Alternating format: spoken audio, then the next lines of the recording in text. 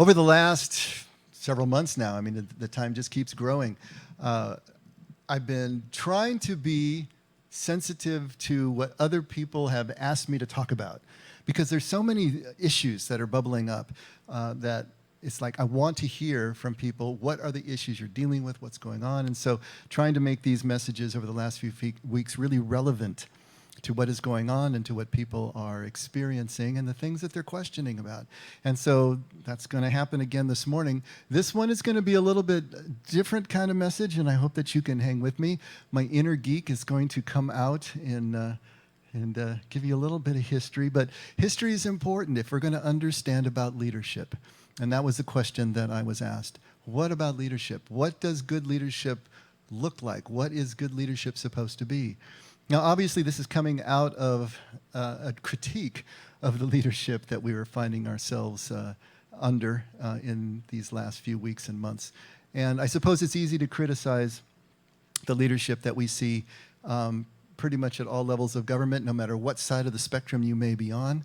It seems like our leaders are much more interested in the amassing of power. There's much more allegiance to political power, allegiance to political party than there is, or allegiance to wealth, than there is to the good of the nation, or there is to the welfare of the people that they were elected to serve. And so we see that going on.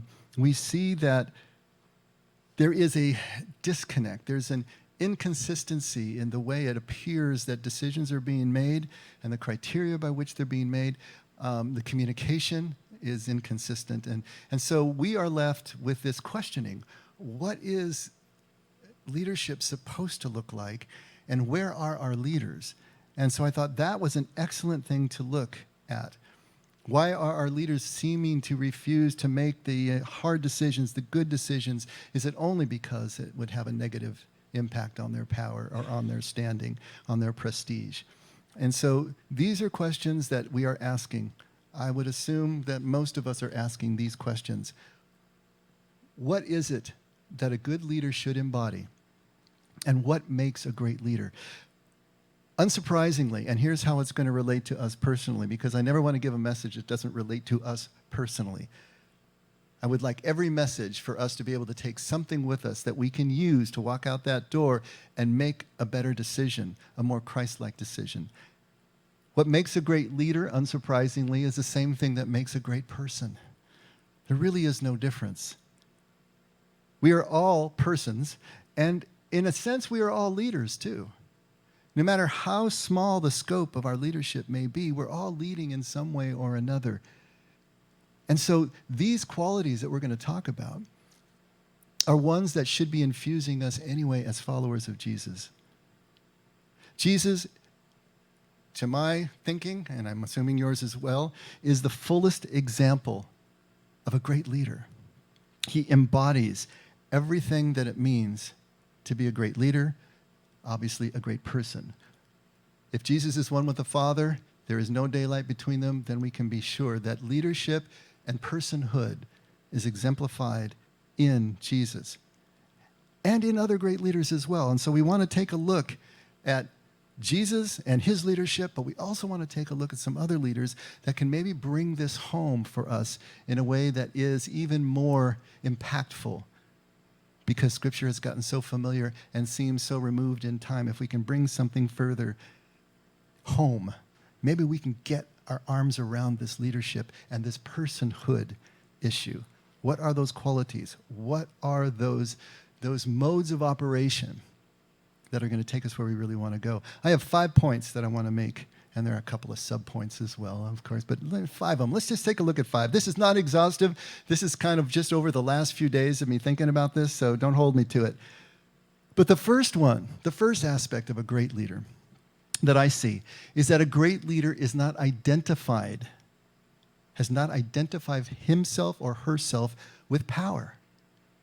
A great leader is not seeking power, does not want power for himself or herself, but uses power as a tool to accomplish what is best for the people as a whole. It's a tool. It's not an identity. It's a tool. It's not something that is sought for self, but used for others. Power is important, but it has to be used right. I always remember this great line from Woody Allen. He said, "I would never want to belong to a club that would have me for a member." Anybody remember that one? I'd never want to belong to a club that would have me for a member. You know, if you kind of take that and tweak it a little bit, we can say anybody who desires a powerful office should be disqualified from having it. Now that's going to mess us up a little bit, isn't it?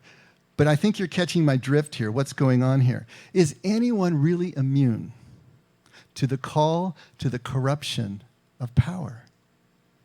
Power corrupts. Absolute power corrupts absolutely. We've heard that one for our entire lives as well.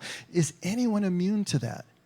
And if that is what you are seeking, if that is what you want above all else, then, my gosh, for the good of the people, you should be denied that power because it's not going to be used well. It's not going to be used the way we're talking about it. That is the very definition of mammon. That which you pile up and collect in your life that comes to define you. Not just wealth, but wealth that possesses you. And this would be the use of power in that way. I wanted to talk to you a little bit about George Washington. George Washington, our first president, you may hear some things you've never heard about him before this morning. I hope so. An amazing, amazing man. There would be no United States as we understand it if it weren't for George Washington. And not just because he served as our president. When he won, and finally won, at the head of the Continental Army, the American Revolution, there was only a loose confederation called the Articles of Confederation. And it was only loosely holding the country together. In fact, they'd already realized, the Congress had already realized that it wasn't going to work and it had to be reworked. And Washington's popularity was immense. You can't imagine how popular he was. He had the whole army at his control. They loved him as their leader. They revered him as the one who won the Revolutionary War. And the people loved him as well. The United States was this fragile, little flickering flame. Anything could have blown it out. Anything could have turned it into another direction. Washington saved that fragile union by stepping down from power, by absolutely giving up power. In 1781, he won the Battle of Yorktown over Cornwallis. That was the last major land battle of the Revolutionary War. It was basically over. It took 2 more years to sign all the treaties and get all the dots over the I's and the T's crossed. So in 1783, the war was completely over. Washington was at the height of his power. He had the army at his behest. If you've got the army, you've got everything. Do you understand that? In ancient Rome, it was illegal, it was treason for a general to bring a standing army into Rome. That was considered treason. It was a capital offense. They would be killed. That's why it was such a big deal when Julius Caesar crossed the Rubicon. All you history buffs know. He stood at the north side of the Rubicon, this little stream that was the dividing line between Gaul and Rome, and contemplated crossing with his army because he knew as soon as he did that, it was civil war and the die was cast, which is what he's reportedly having said. The die is cast when he crossed it. Washington found himself in the same position. He controlled the army. He could have done anything he wanted. He could have had anything he wanted. He could have been king. He could have changed the course of this union, but he resigned his commission in 1783, voluntarily gave up power. It is hard for us to understand how huge that is because we live in a nation that is 250 almost years old, and it is hard for us to imagine a time when that flame was so fragile that one other misstep would have changed the course of history. Washington voluntarily gave that up. This is huge. Historian Gordon S. Wood, in his Pulitzer Prize-winning history of the Revolutionary War, said this of George Washington. Washington, of course, was the perfect Cincinnatus. If you don't know Cincinnatus, he was the Roman patriot that returned to his farm after his victories in war in ancient Rome. The greatest act of Washington's life, the one that gave him the greatest fame, was his resignation as commander-in-chief of the American forces. King George III, Washington's enemy, the King of England, who was fighting the other side of the Revolutionary War, told a painter, one of the portrait painters, In regard to General Washington, since his resignation, in the king's opinion, that act, closing and finishing what had gone before and viewed in connection with it, placed him in a light the most distinguished of any man living, the greatest character of the age. This was his enemy, the King of England. The American artist John Trumbull, a former aide to Washington, said, it excites the astonishment and admiration of this part of the world. 'Tis a conduct so novel, so inconceivable to people who, far from giving up powers they possess, are willing to convulse the empire to acquire more. His resignation is one of the highest moral lessons ever given to the world. And the historian Thomas Fleming also described the significance of this event. This is the most important moment in American history. The man who could have dispersed a feckless Congress and obtained for himself and his officers riches worthy of their courage was renouncing absolute power to become a private citizen. He was putting himself at the mercy of politicians over whom he had no control and in whom he had little confidence. This is amazing. This is huge. But it was also just the beginning. He went home. He resigned his commission, went home to Mount Vernon, and started farming again. He got 4 years there before all of the letters started pouring in. All of his friends and all of his associates started coming and persuading him to chair the Constitutional Convention. The Articles were not working. They convened the Constitutional Convention in 1787, and they begged Washington to be president and preside over it, and he finally agreed. He did that. As soon as the convention was over and the Constitution was signed, he went back home again. But this time he only got a year at his beloved Mount Vernon farming because the election of 1788 was on the horizon. As soon as the Constitution was in place, obviously had to elect a president and a vice president. The campaign of 1788, you know what it was? It was people lobbying George Washington to accept the presidency. It was a foregone conclusion. He was the only man with a stature.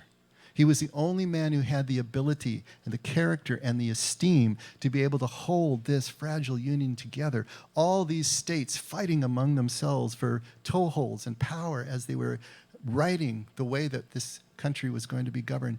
They knew that Washington was the only one. They had to beg him. He didn't want to do it. Mail was pouring into Mount Vernon. Friends and associates were coming to visit him and begging him. And finally, in 1788, he accepted. He is the only president in U.S. history to be elected unanimously by the Electoral College. And he was elected unanimously twice by the Electoral College. And he could have been elected unanimously for the rest of his life if that's what he wanted. But he set the precedent of a two-term president. After 2 terms, he would not accept a third nomination. He would not accept a third term. And for 150 years, that precedent was kept by U.S. presidents until FDR, Franklin Delano Roosevelt, who was elected 4 times to office. The 4th time he was elected, he died only a couple months after his 4th inauguration, and Harry Truman took over. And then in 1951, the 22nd Amendment was ratified, which limited U.S. presidents to 2 terms. But for 150 years, the strength of Washington's voluntary precedent held sway over American presidents.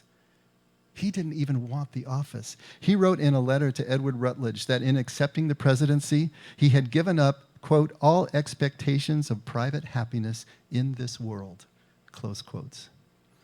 He wrote in another letter to Henry Knox, I feel for those members of the new Congress who hitherto have given an unavailing attendance at the theater of business. For myself, the delay may be compared to a reprieve. This is the year that he got to spend at home before coming back to accept the presidency. He calls that delay a reprieve. For in confidence, I can assure you that my movement to the chair of government will be accompanied with feelings not unlike those of a culprit who is going to the place of his execution. So unwilling am I, in the evening of a life nearly consumed in public cares, to quit a peaceful abode for an ocean of difficulties, without that competency of political skill, abilities, and inclinations which is necessary to manage the helm. I am sensible that I am embarking the voice of my countrymen and a good name of my own on this voyage. But what returns will be made for them, heaven alone can foretell. Integrity and firmness is all I can promise. These, be the voyage long or short, never shall forsake me, although I may be deserted by all men. For of the consolations which are to be derived from these under any circumstances, the world cannot deprive me. With best wishes for Mrs. Knox and sincere friendship for yourself, I remain your affectionate George Washington. Do you hear that? He felt like he was going to the gallows. He felt like he was entering an ocean of difficulties when all he wanted to do was to go home and farm and live his life. Power did not corrupt him. Power did not call him. He had to be dragged kicking and screaming to the seat of power. And when he used power, he used it for the good of the people. He used it to fan the flame of the beginning of this new nation. He could have been president for life, but he wouldn't do it. Washington gave this republic a chance at its most vulnerable moment.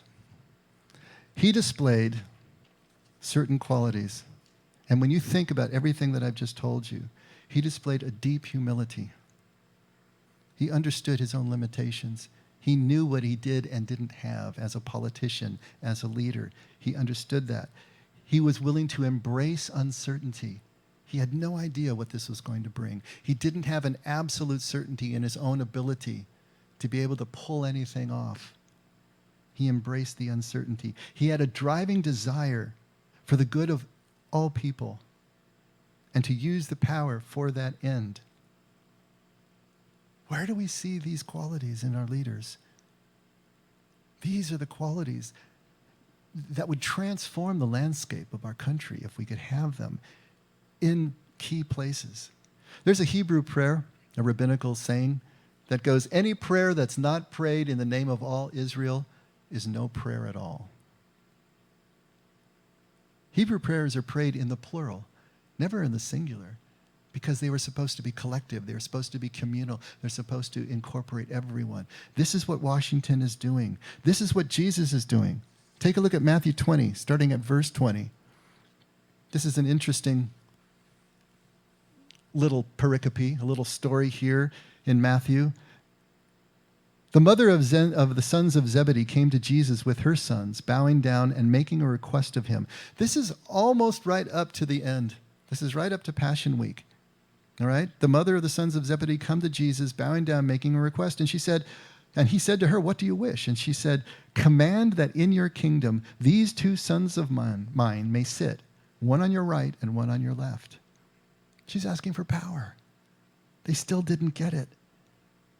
As long as they had been traveling with Jesus, they still were looking for power. They were still looking for that way to be able to finagle and maneuver. And here comes the mother to lobby for the boys at the expense of the other 10, right? You got to figure out what's going on here. Jesus answers and says, you do not know what you're asking. Are you able to drink the cup that I am about to drink? And they said to him, we are able. They had no idea what that was, but we are able. He said to them, my cup you shall drink, but to sit on my right and on my left is not mine to give, but is for those for whom it has been prepared by my Father. They're all fighting with each other. They're all jockeying for position.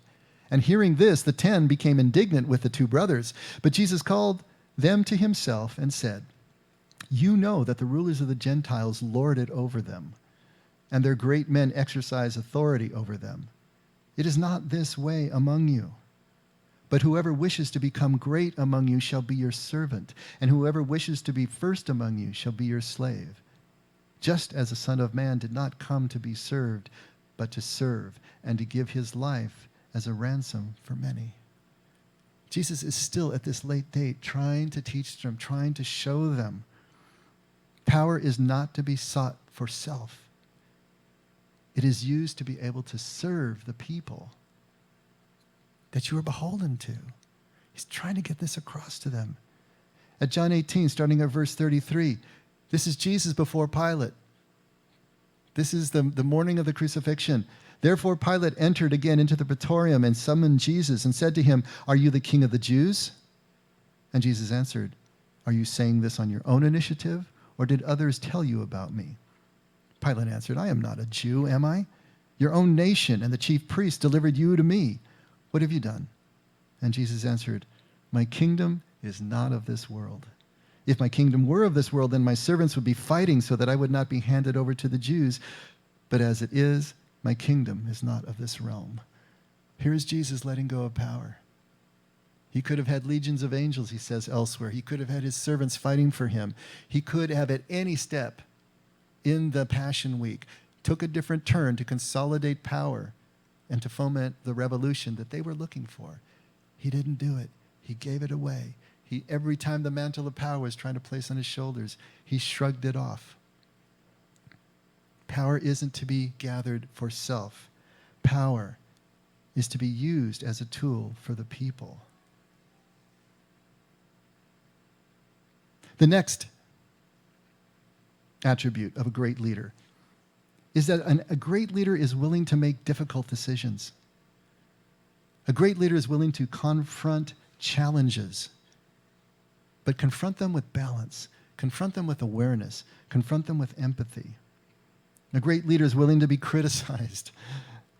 And most importantly, a great leader is willing to occupy that liminal space that we keep talking about, to stay on the threshold, to stay in the doorway, to be able to see all sides of any issue, to be able to see all people wherever they happen to fall in the spectrum. Honor all sides. Give credit where credit is due. Take criticism where criticism is due. To be able to do that is a difficult proposition, but a great leader does that. Jesus never backed down from a principled conflict. Go back and read the red letters. Read every Sabbath conflict that he had with the Pharisees. He never backed down. Reread the cleansing of the temple and see what he did there, and realize that where there needed to be conflict, where there needed to be pushback, he was willing to do that, but he did it in a balanced way. He did it honoring all sides. Even if all sides didn't feel honored, he was still there honoring all sides, seeing all sides, but always working for the people that he was beholden to, the people that he was leading.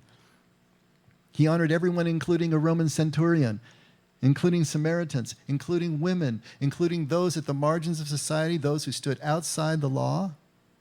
Everyone got Jesus' attention. Everyone got Jesus' honor. Everyone got Jesus' healing when healing was appropriate.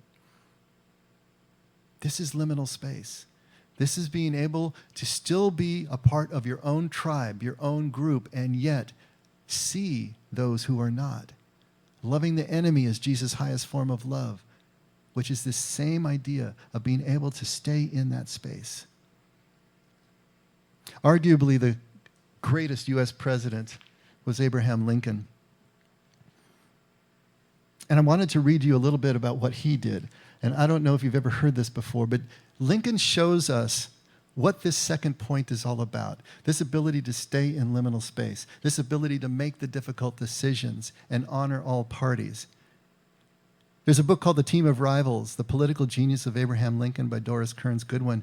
And in 1860, she writes, "The prairie lawyer and former one-term congressman Abraham Lincoln stunned the country by prevailing over three prominent rivals, William H. Seward, Salmon P. Chase, and Edward Bates, to win the Republican nomination for president. Perhaps equally surprising was what Lincoln did after being elected president. He appointed all three rivals to his cabinet." Okay, can you imagine that happening today? The person that you defeated, the one that was absolutely decrying you as a candidate for president, is the one that you appoint, not one, but three of them to your own cabinet? Where did I leave off? A mind is a terrible thing to waste. Perhaps equally surprising was what he did after. He appointed all three to his cabinet, Seward as Secretary of State, Chase as Secretary of the Treasury, and Bates as Attorney General. It's amazing. The prevailing wisdom then and today is that you pick people who think the way you do, because that's what builds an effective team, right? Lincoln said that he believed that the country moving into the crisis that was looming, the Civil War, which was unavoidable, was going to require the best and brightest that the country had to offer. And he said these men were those men, the best and the brightest. And he himself needed to be held to account. He himself needed to be sharpened by their opposing views, by their critiques of him. But what happened over the course of his presidency, just 4 years, was that he won over these men. And I want to read you just a couple more paragraphs from Goodwin's book. How did Lincoln win the respect of his rivals? A set of emotional strengths was the foundation of Lincoln's political genius. He understood that human relations are at the core of politics, and that if you deal with people in the right manner, you are going to be able to work effectively with them.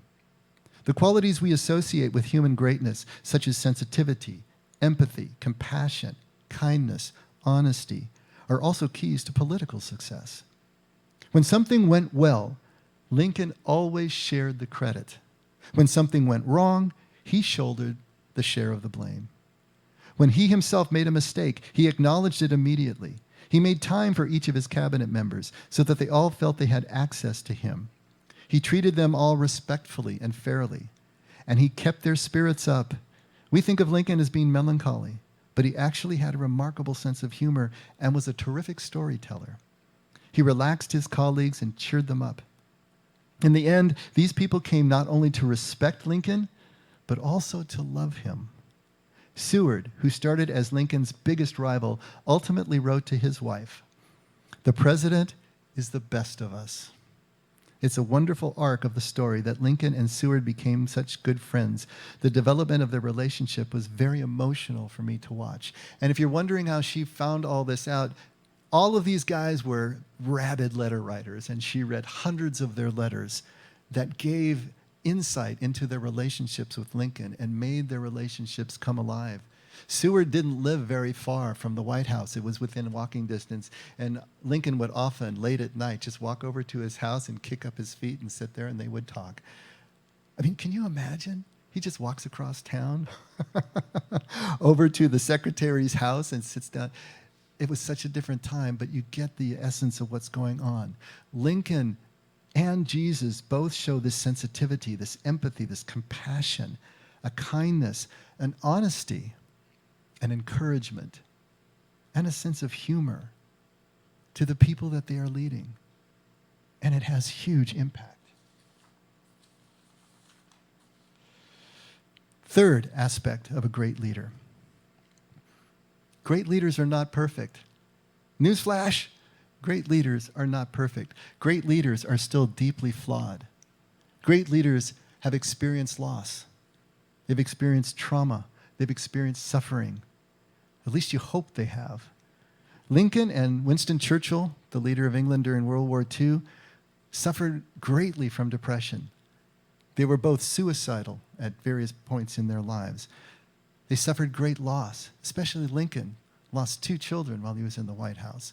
Great loss, besides having to face the Civil War, Churchill having to face the World War II, and what that meant to England, especially in the early years. Martin Luther King and Gandhi, same thing. Histories of depression in their life. They were both suicidal, at least as adolescents.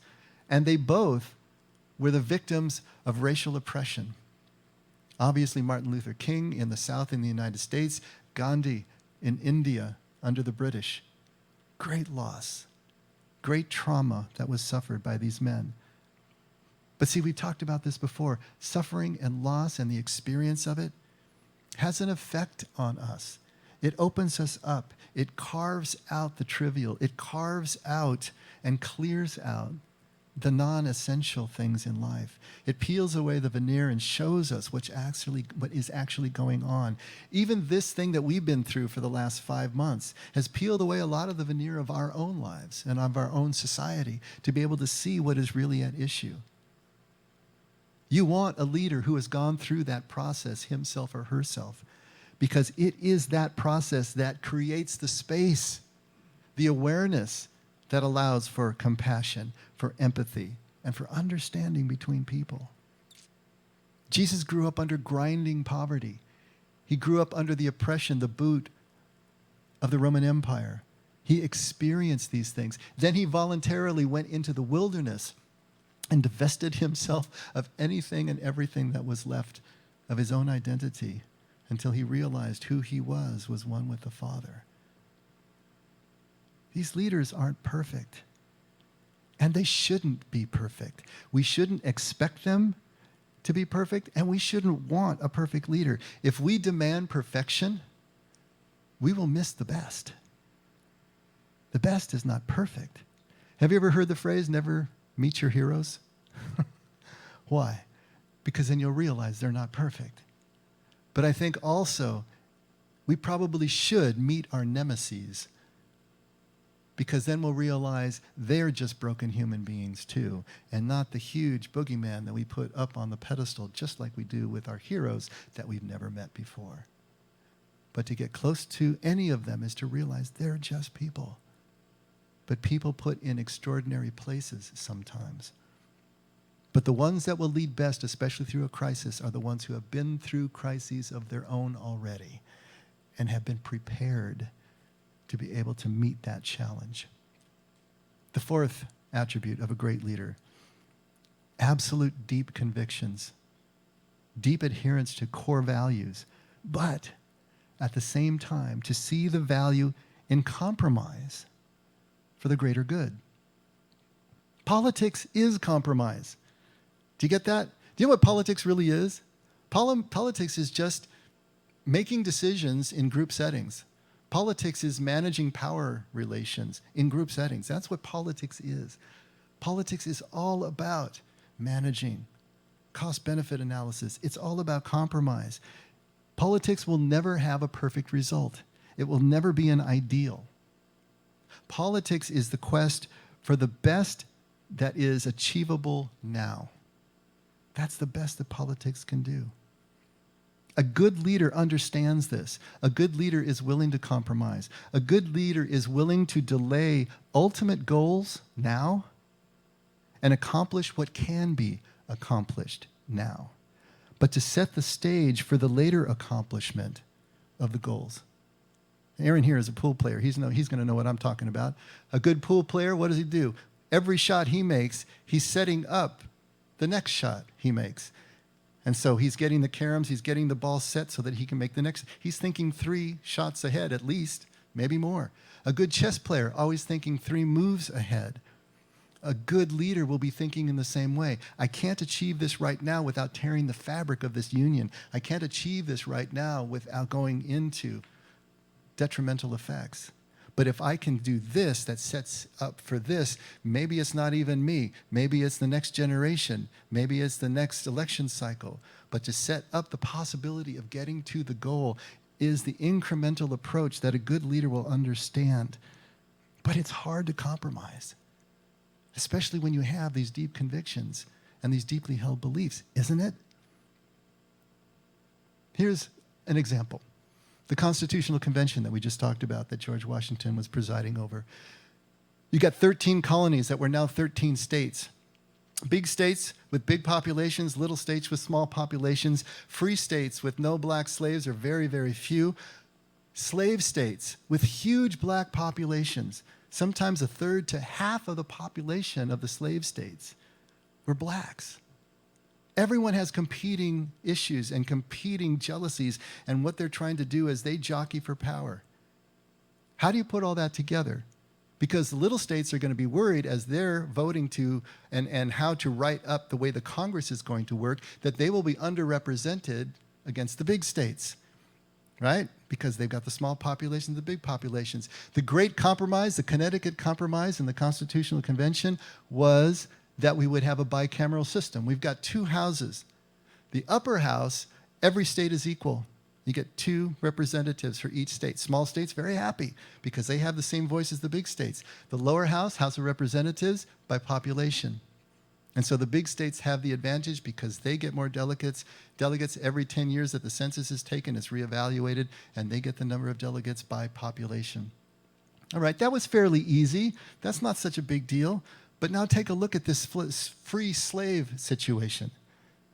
The slave states have huge black populations, which swells their population. The free states don't have that advantage of population. The slave states are going to want all of their people, including the black slaves, to be counted for purposes of representation because that gives them more power in the House of Representatives, right? The free states are going to want those slaves not to be counted so that they have less power and they have more power by percentage-wise. All right, what are you going to do with that? How are you going to count these slaves? The other half of the equation is that the states were also to pay taxes to the central government, and that was also by population. So now the slave states aren't going to want to count their slaves for purposes of taxation, and of course the free states are going to want to count them. So you got all these problems. How are you going to deal with this? I don't know if you've ever heard of the 3/5 compromise. It's been mischaracterized so many times because what it looks like is that the Constitutional Convention was saying that a black slave was worth 3/5 of a person. But that's not what it's saying. What it's saying is that 3 out of 5 slaves will be counted for the purposes of both taxation and representation in those slave states. It was a compromise. The free states wanted none, the slave states wanted all, and so they compromised on 3 out of 5. Now, what this did, in effect, it gave the southern states a lot more power. And they carried this power through all the way to the Civil War, when this was abolished by the amendments that abolished slavery. 14th Amendment abolished slavery. 13th Amendment abolished slavery.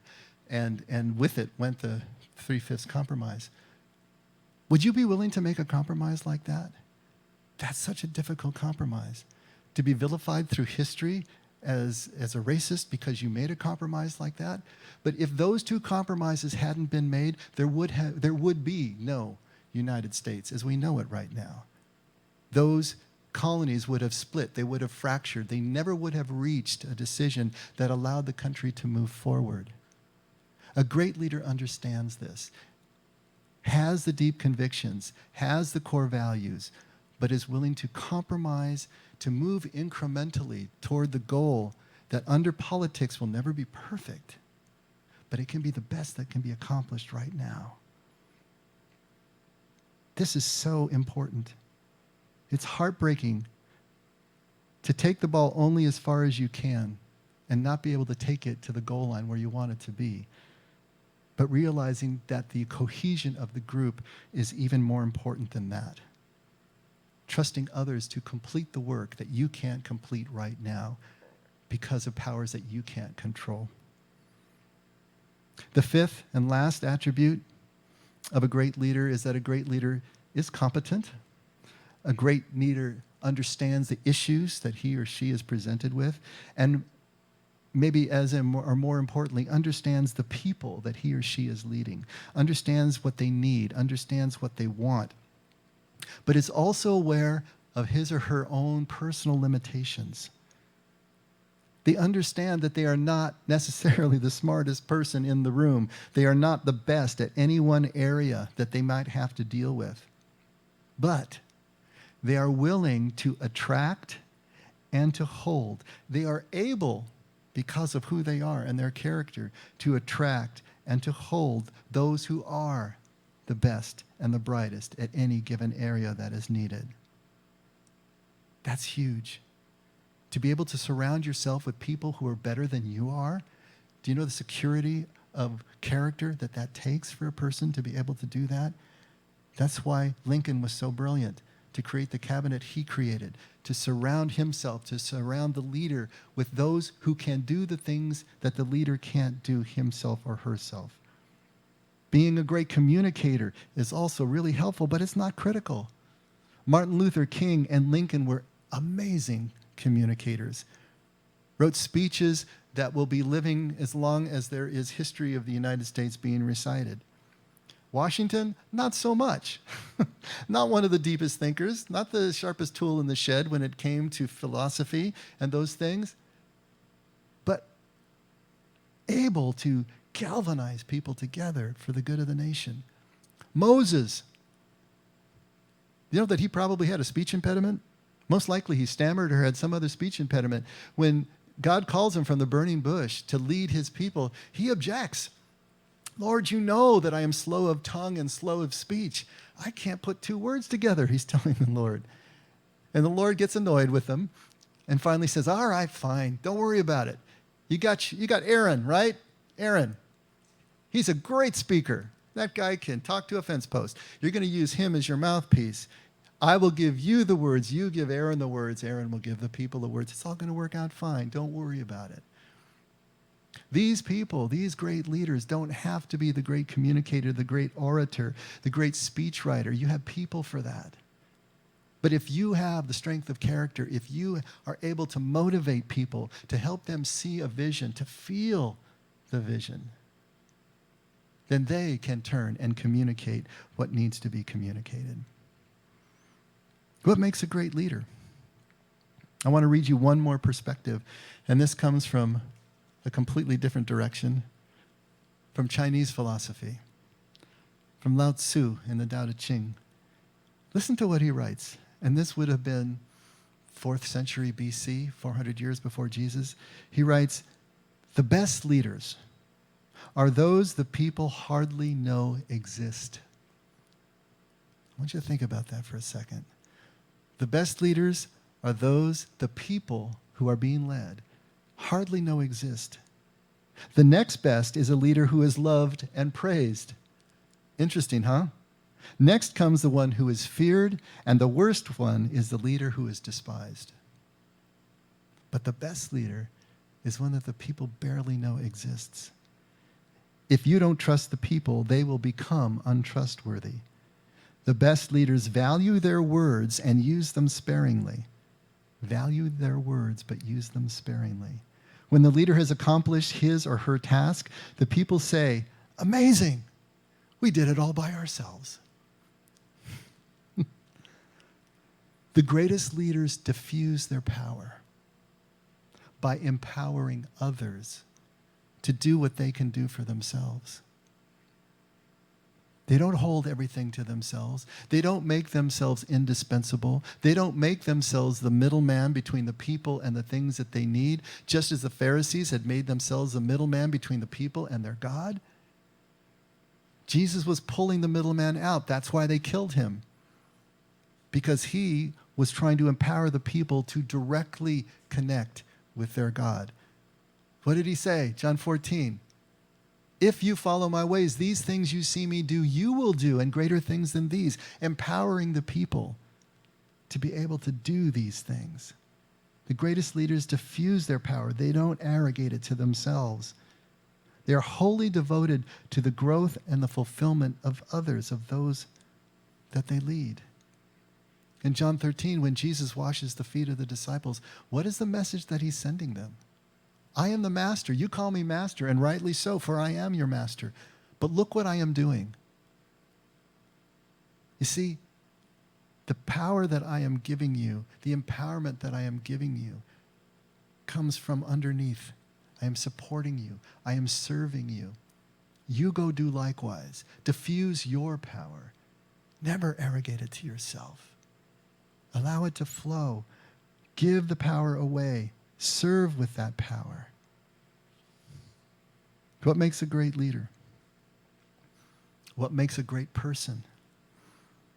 What makes a person who looks like Jesus? Those are the things we need to know. Those are the things that we need to hang on to. Let's just look at them again. A great leader, a great person, a person who is living in Christ, is not one who is identified with power, who doesn't see power as their own identity, who exudes humility, is willing to embrace uncertainty, has the desire of the good of all people, diffuses their power. He's a person, she's a person who makes difficult decisions, who confronts the challenges that are presented with balance, with awareness, who is willing to stay in that liminal space, to honor everyone, to see all sides of an issue, to see all people who occupy those sides, to give credit where credit is due, no matter what camp it comes from, and to take criticism for his or her own camp when that is due. The great leader, the great person is not perfect, has suffered loss and trauma, but that opens the space up for the compassion, the empathy, and the honesty, the sensitivity, kindness, encouragement, and even the sense of humor that allows for connection, allows for motivation, allows for empowerment. The great leader has the deep conviction and the values, but values compromise as well, and always works for the greatest good over individual accomplishment that may put them in the history books, but realizes what is accomplishable now for the good of the people. The great leader is competent, but aware of their own limitations, and surrounds himself, herself, with those who are better than they are, but through strength of character holds them together, motivates them, and imbues them with that vision that takes everyone forward. If we're looking for great leaders, if we're looking for leaders in our society, in our government, in our local politics, wherever they happen to be, as with everything else, the search begins within us, not out there someplace. Jesus is always pointing us inward. Don't look there for the kingdom. You're not going to find it. It's within. It's among. It's here. It's close. It's intimate. If you're looking for great leaders, start your search within, right here and right now.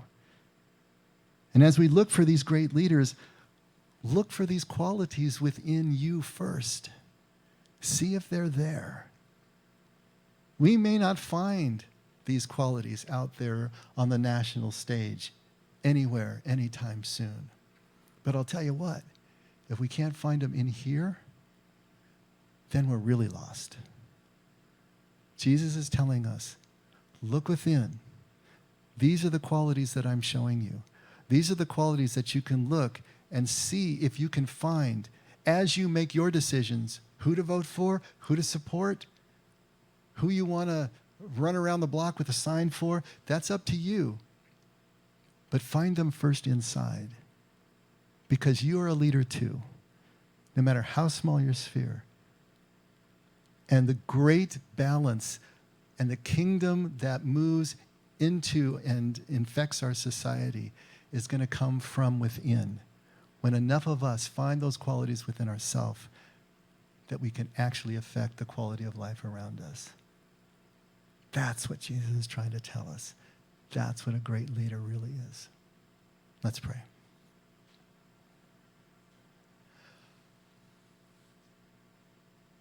Father, you are the perfect leader, the only perfect leader. Help us more and more, as always, to find ourselves in you so that we can find in ourselves those same qualities, so that we can grow and nurture those qualities in ourselves, so that we can be what it is we're looking for somewhere else and take with us those qualities wherever we go. But more and more be discerning, be able to see the choices that need to be made to the extent that we can make them. Father, we pray for our country, we pray for our communities. We know that things are difficult right now and much is at stake. But still, we know that in you, our fulfillment as a human being is still right here, right now, within and among our most intimate relationships. So help us always to start there, to focus there first before we turn our attention outward, so that every time we do turn our attention outward, we do it with the right motives, with the right awareness and connection that will make our presence a blessing wherever we go. Thank you for always being our blessing, Father. And let us never forget that we can only love or do anything of this that we're talking about because you did it first, loved us first, cared for us first. And we pray this in Jesus' name. Amen. All right, let's all stand.